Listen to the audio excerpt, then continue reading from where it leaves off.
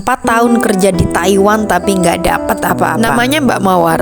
Mbak Mawar ini bukan nama sebenarnya ya. Sengaja aku menyamarkan namanya supaya kalian hanya bisa mengambil pelajarannya saja. Awalnya Mbak Mawar ini berangkat ke Taiwan demi memenuhi kebutuhan keluarganya, demi membayar hutang-hutangnya yang sangat banyak akibat dari usaha suaminya yang sering gagal. Singkat cerita, Mbak Mawar terbang ke Taiwan, ambil kontrak 2 tahun. 7 bulan pertama Mbak Mawar mengirimkan uang nggak terlalu banyak, karena Mbak Mawar juga masih punya tanggungan potongan dari PT.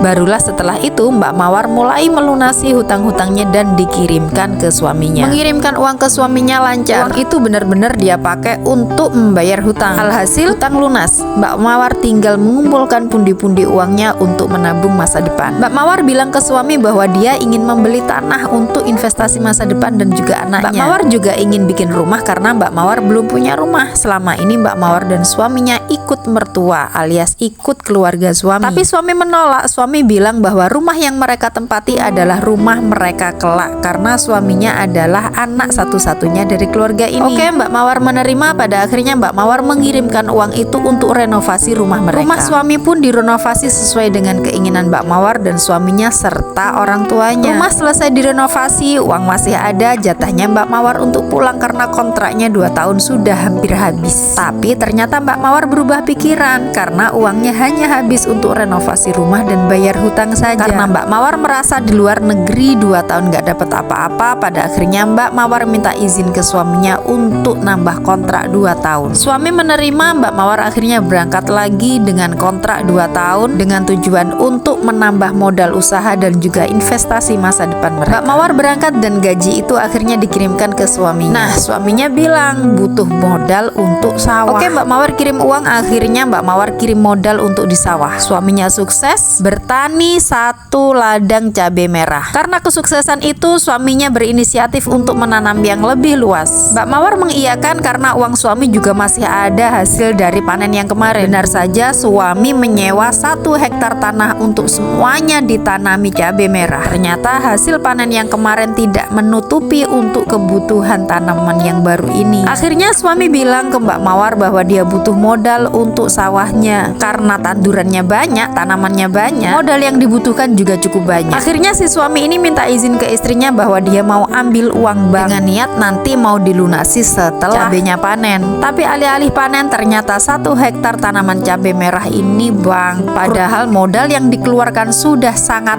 amat banyak. Bahkan Mbak Mawar ngirim uang pun juga habis semuanya untuk cicilan hutang selama 1 tahun lebih. Mbak Mawar juga bingung apa yang harus dia lakukan karena semua ini sudah terjadi tanpa rencana bagi mereka. Mbak Mawar menerima dan Mbak Mawar melanjutkan kontraknya di Taiwan lagi. Ketika Mbak Mawar pulang, hutang juga masih banyak, rumah begitu-begitu aja, investasi juga nggak ada. Jadi sejatinya 4 tahun di luar negeri, apa yang Mbak Mawar dapat? Semoga ini bisa menjadi pelajaran buat kita semua. Ambil baiknya dan buang sisi buruknya.